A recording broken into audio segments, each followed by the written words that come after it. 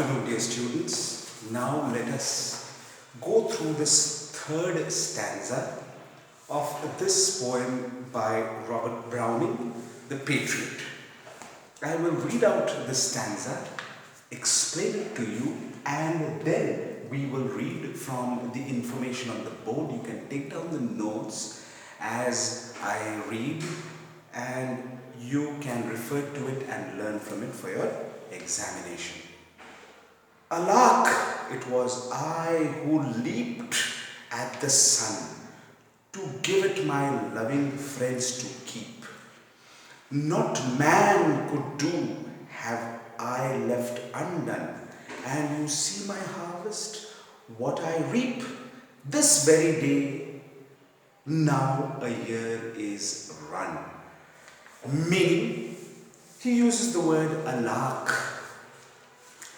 The patriot recalls the event of him having been praised, the event of him having been cheered and admired.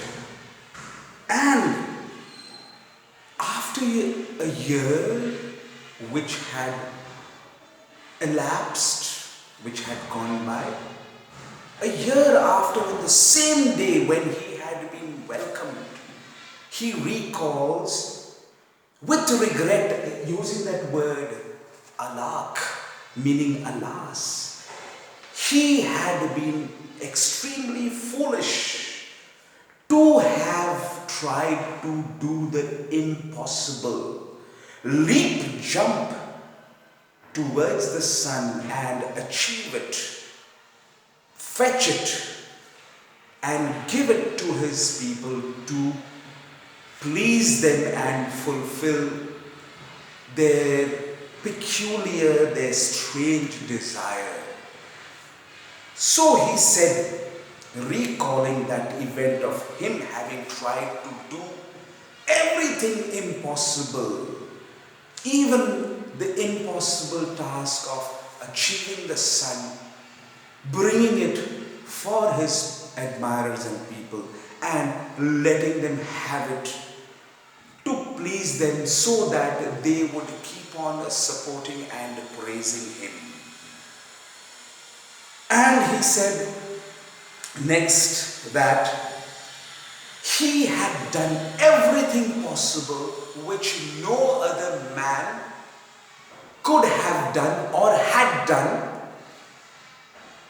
to please and fulfill the desires of his people and to keep them happy. He had done everything possible. He had not left any stone unturned. He had done everything possible.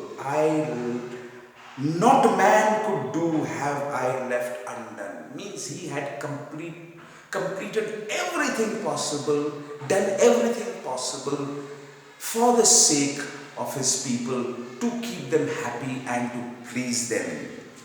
And what had he achieved at the end of it all? He had not received any reward except insults, except embarrassment and the persecution that he was going through at that moment.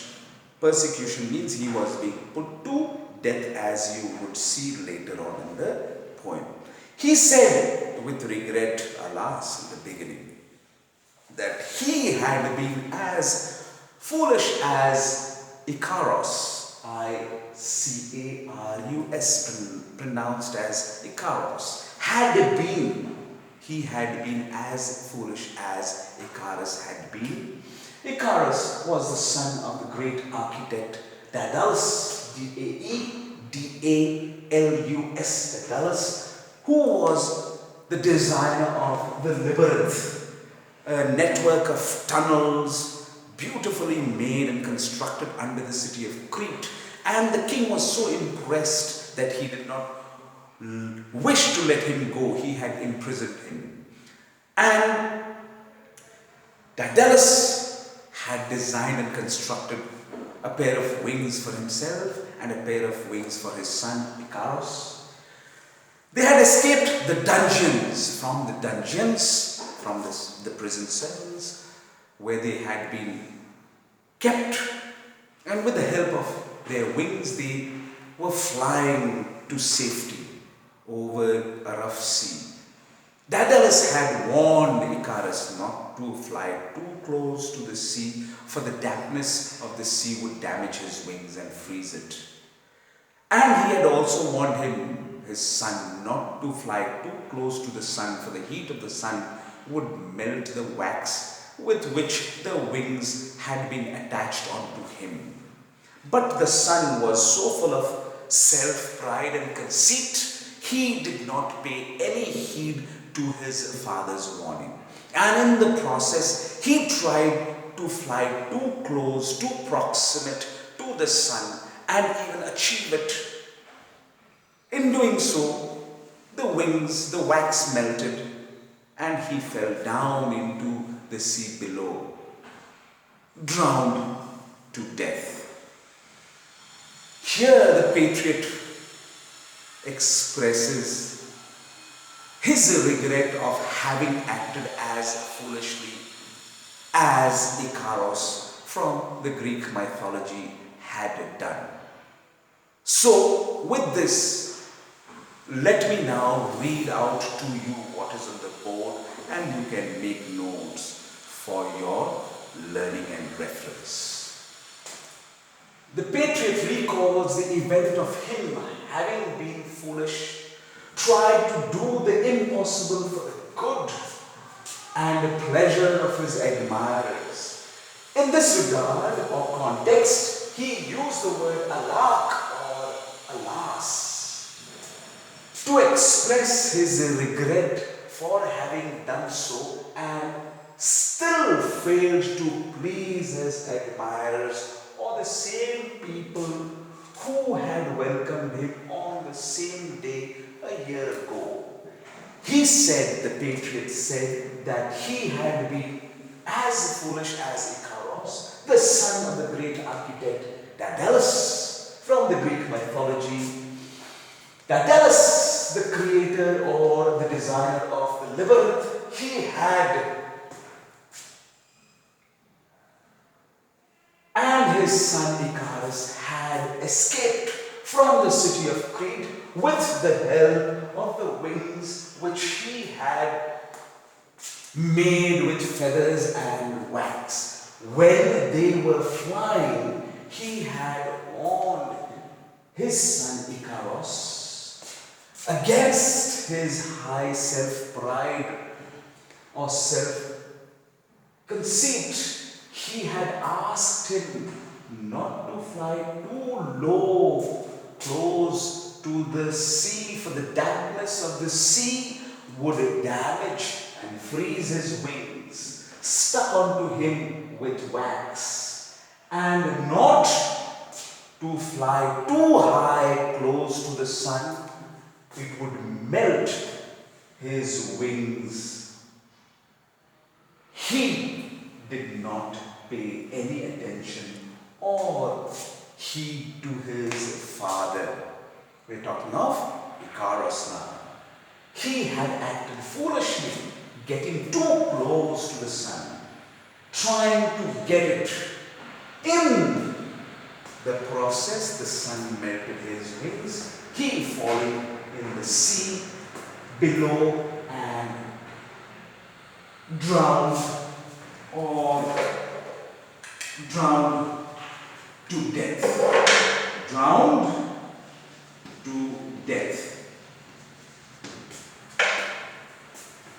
The patriot said he had attempted the impossible task to achieve the sun, just as Icarus had done, to fulfill the desires of his admirers, so that they would not stop showing their support towards him.